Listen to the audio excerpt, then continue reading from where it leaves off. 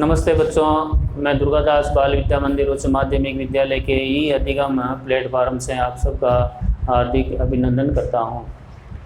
आज हम एक नया अध्याय शुरू करते हैं, साझेदारी। पिछले वीडियो जो कंपनी के थे वो पूर्ण हो चुके हैं, उनका वापस दोहरान करना।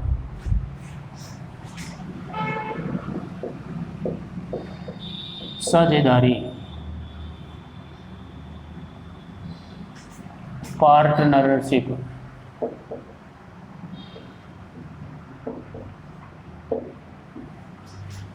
साझेदारी, साझा मिलना, किसी लाभ के लिए वैधानिक व्यवसाय करना, आपस में परस्पर समझौता करना, वो साझेदारी है। इसका अर्थ समझिए, जब दो या दो से अधिक व्यक्ति मिलकर लाभ के उद्देश्य से, जब दो या दो से अधिक व्यक्ति मिलकर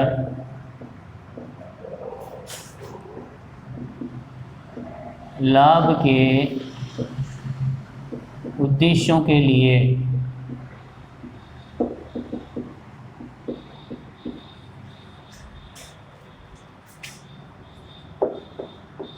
वैधानिक व्यवसाय करते हैं,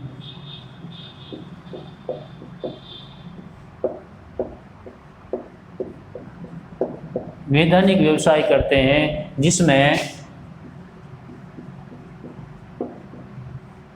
वे अपनी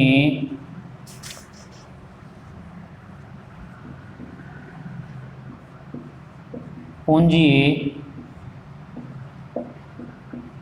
योग्यता और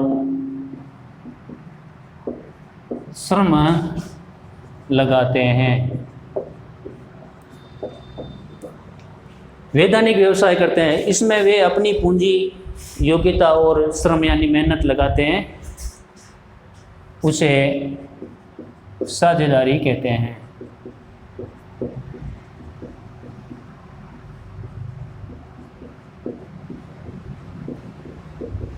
साझेदारी एक समझौता होता है साझेदारों के मध्य, क्रय संविदा। साझेदारों के मध्य अनुबंध होता है और अपनी पूंजी, योग्यता और अपनी मेहनत लगाते हैं, उसे साझेदारी कहते हैं। विभिन्न विद्वान की परिभाषा भी पढ़ेंगे। अपने साझेदारी अधिनियम 1932 में क्या परिभाषा है उसका भी अध्ययन करेंगे। प्रोफेसर हेने के अनुसार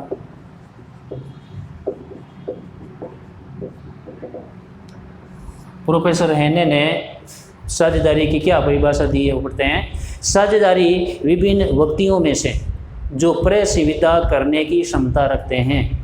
साझेदारी विभिन्न व्यक्तियों में, साझेदारी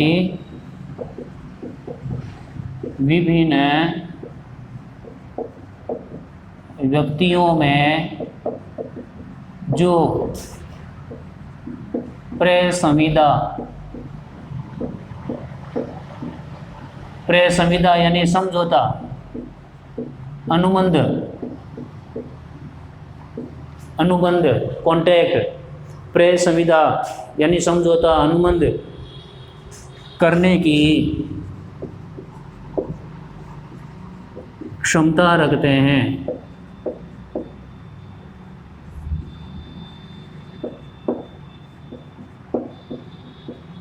क्षमता रखते हैं। अब क्रय संविदा कौन कर सकता है, समझौता कौन कर सकता है?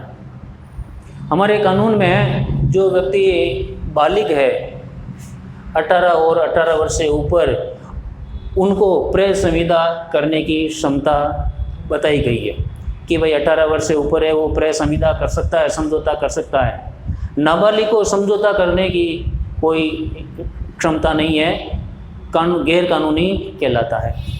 क्षमता रखते हैं और परस्पर प्रतिज्ञा करते हैं, परस्पर प्रतिज्ञा करते हैं जिसके अनुसार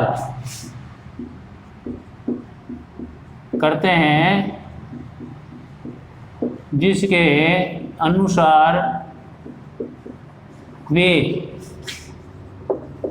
लाभ के लिए वैधानिक व्यवसाय करते हैं। लाभ के लिए वैधानिक व्यवसाय करते हैं।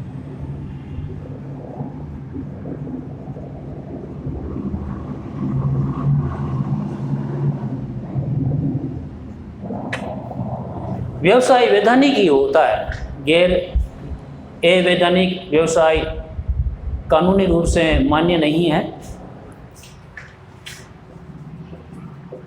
भारतीय साझेदारी अधिनियम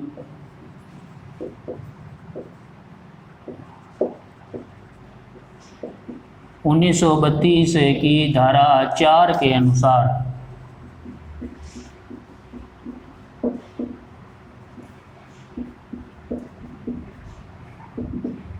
हमारे भारतीय साझेदारी के लिए जो कानून बना हुआ है वो अधिनियम 1932 है। उसकी धारा 4 में साझेदारी की परिभाषा दी हुई है। तो वो परिभाषा हम लिखते हैं। साझेदारी व्यक्तियों का पारस्परिक संबंध है। साझेदारी व्यक्तियों का पारस्परिक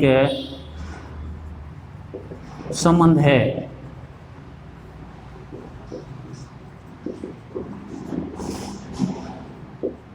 पारस्परिक संबंध है, पारस्परिक प्रेम संविदा है, पारस्परिक समझौता है जो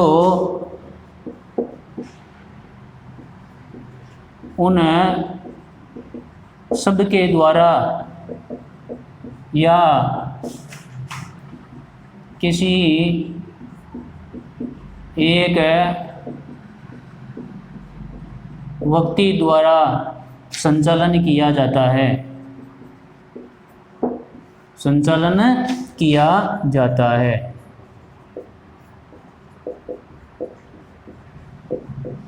साझेदारी का जो संचालन है सबके द्वारा हो सकता है या किसी एक व्यक्ति के द्वारा। जो एक व्यक्ति संचालन करेगा दूसरे साझेदारों की सहमति से ही करेगा। संचालित करते हैं, संचालन किया जाता है और लाभ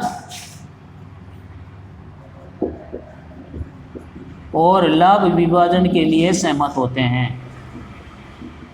लाभ विभाजन के लिए सहमत होते हैं।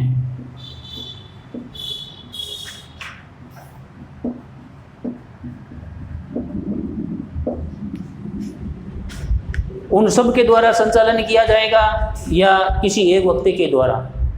ये एक व्यक्ति जो संचालन करेगा दूसरे व्यक्तियों की सहमति से ही करेगा और लाभ विभाजन के लिए सहमत होते हैं। ये परिभाषा भारतीय साझेदारी अधिनियम 1932 की धारा 4 में दी गई है।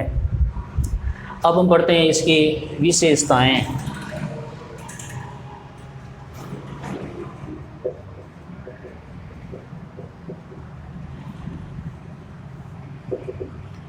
साझेदारी में क्या क्या विशेषताएं हैं, क्या क्या लक्षण है। पहला है समझौता या प्रेम संविदा। वैसे ये विशेषताएं करीब करीब इन परिभाषाओं और अर्थ में आ गई है। तो पहली विशेषता आती है समझौता या प्रेम संविदा।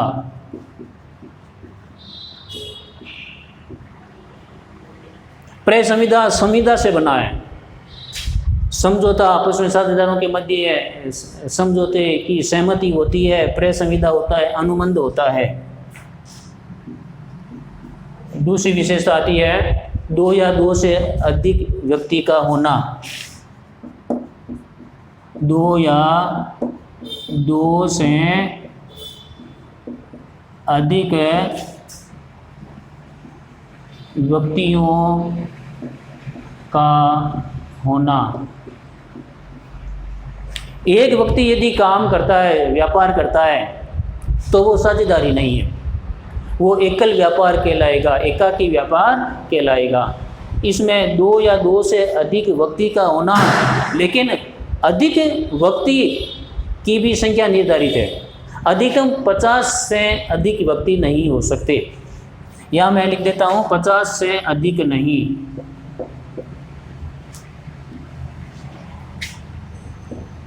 पचास से अधिक व्यक्ति नहीं।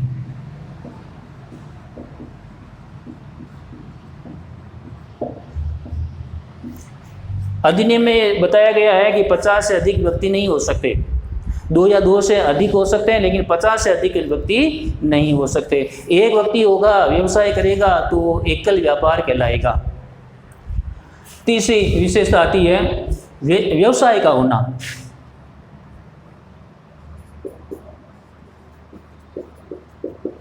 व्यवसाय का होना, व्यवसाय का होना आवश्यक है। यदि कोई बिना व्यवसाय के इस प्रकार का काम करते हैं तो वो साझेदारी नहीं कहलाएगी।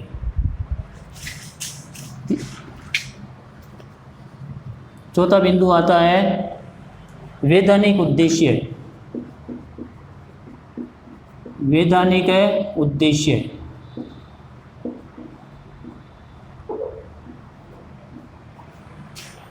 व्यवसाय का उद्देश्य वैधानिक होना चाहिए, गैर कानूनी उद्देश्य नहीं हो। यदि गैर कानूनी उद्देश्य है तो वो साझेदारी की श्रेणी में नहीं आता, वो एक तरह से अपराध कहलाता है।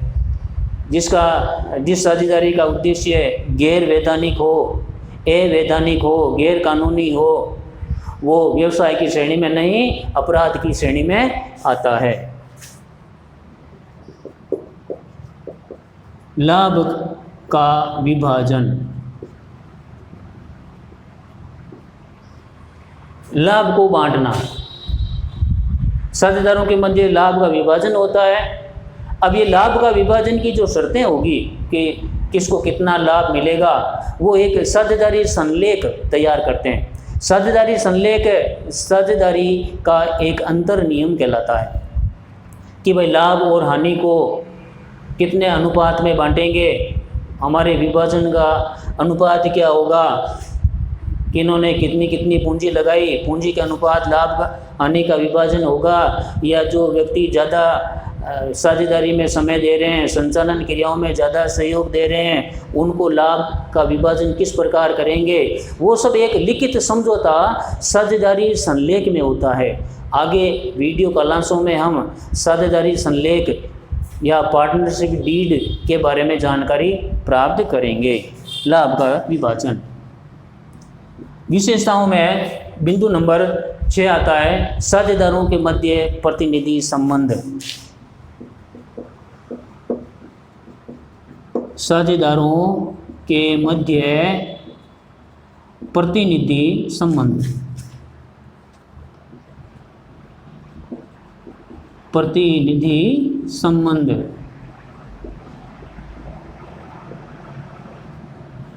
साझेदारों के जो मध्य प्रतिनिधि यानी अभिकर्ता, एजेंट जैसे संबंध होते हैं। जितने भी साझेदार हैं उन सब के मध्य आपस में प्रतिनिधि के संबंध होंगे, अभिकर्ता के संबंध जैसे होंगे, एजेंट जैसे संबंध होंगे। असीमित दायित्व है, असीमित दायित्व, सभी साझेदारों का असीमित दायित्व होता है।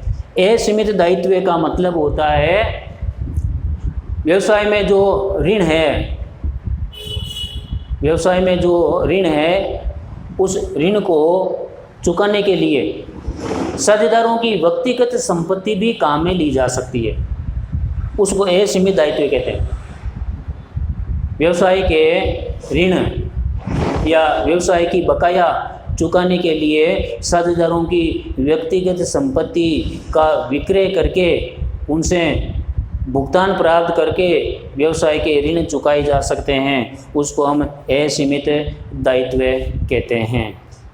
तो बच्चों, आप सभी स्वस्थ रहें, सुरक्षित रहें, इनको अलग नोटबुक में लिखें। धन्यवाद।